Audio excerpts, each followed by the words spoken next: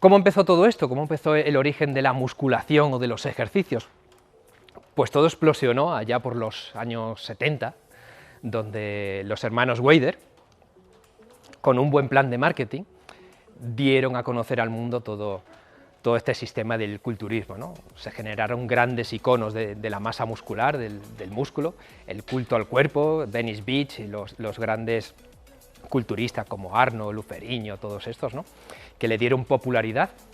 Empezaron a surgir revistas, publicaciones, medios, y cada uno lo que intentó hacer es aportar con 1, 2, 3, 15 ejercicios, ¿no? Aquello se empezó a dilatar y empezaron a aparecer multitud de ejercicios, cada vez más, cuando realmente hasta hace bien poquito el entrenamiento de la fuerza se basaba en 5 o 6 movimientos, no había más, un press vertical, un peso muerto, y un press de banca y poco más, ¿no? Y hasta ahí funcionó bastante bien, toda la Europa del Este hasta incluso siguió viviendo esos años con 4 movimientos y han sido los atletas que mejor han desarrollado el entrenamiento de la fuerza. Pero en nuestro mundo del fitness, del gimnasio, empezaron a proliferar un montón de variaciones y de ejercicios. Cada icono del músculo incluso aportaba sus ejercicios, ¿no? Pues está el banco Scott de Larry Scott, está el press Arnold de Arnold, está el remo Gironda de Vince Gironda, entonces cada uno pues, fue desarrollando ejercicios para trabajar un músculo u otro, dando bondades a ese ejercicio.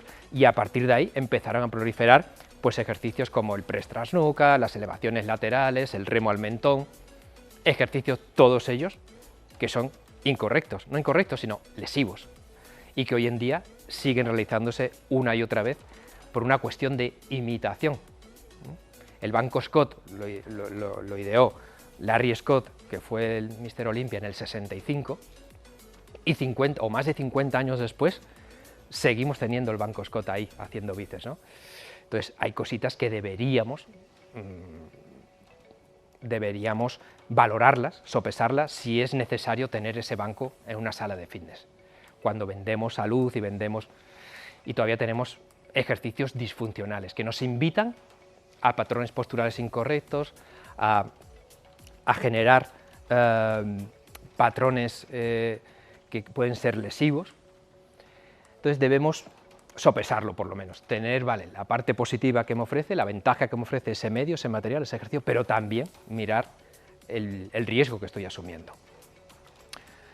Aquí veis cómo en esa época, en los años 70, pues lógicamente el conocimiento no era el que tenemos hoy en día y desde luego los medios materiales muchísimo menos. La industria del fitness evolucionó a partir de los años 90 y en esas primeras décadas, de los años 70, en los 80, pues intentaban hacer ejercicios como podían y donde podían. De hecho, la prensa no existía, la prensa de piernas, y lo hacían aquí, en esa especie de prensa casera, ¿no? Que puede ser una especie de multipower de aquella época, donde el peso se ponía encima, te tumbabas en el suelo, y a partir de ahí pues, podías hacer una variación del ejercicio de prensa.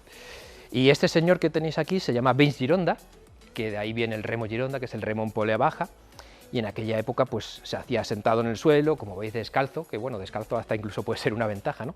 Pero se hacía por intuición y por método del ensayo y error, ¿no?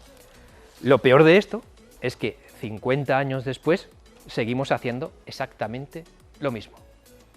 Vale, con una máquina más ergonómica, más bonita, con un acolchado, con un tapizado, pero es el mismo movimiento que sigue siendo un movimiento lesivo y disfuncional. La prensa era mala aquí y sigue siendo mala aquí. El remo Gironda se ideó aquí y seguimos haciéndolo aquí, con el mismo patrón incorrecto, con la misma dificultad mecánica. Entonces, cuando una empresa de fitness, una multinacional, nos habla de su I+D, que han investigado el desarrollo de máquinas ergonómicas y tal, y me siguen presentando un remo en polea baja, una prensa y un banco Scott, o un press inclinado, pues poca investigación y desarrollo ha habido ahí. Quizás su objetivo es vender máquinas, entonces claro, les interesa vender una prensa que vale 7.000 euros, a intentar decirte que puedes conseguir algo mejor y menos lesivo simplemente con una barra y disco. Entonces, cuidado con darle vía libre a las empresas de equipamiento, porque nos van a poner una o dos prensas, si es posible. y 3 o 4 multipower. Yo cuando voy a una sala de fitness y veo 3 multipower y ningún rack, o 3 multipowers y 2 prensa y no hay ningún rack, ahí falla algo. Está mal diseñado de entrada. Debería ser al contrario. Vale, que hay una prensa, vale, pero que haya por lo menos 2 racks o un rack de sentadilla para poder hacer una sentadilla con peso libre. Entonces eso lo vamos a ir viendo a partir de ahora, el por qué debemos dar prioridad quizás a hacer una buena sentadilla que a tener 2 máquinas de prensa, que hasta hace bien poco y aún así hoy en día nos siguen vendiendo como que la prensa es más saludable, ¿no? O que tiene menos riesgo, o que si tienes dolor de espalda, ponte en la prensa. Es una incongruencia y es totalmente falso, erróneo e incorrecto.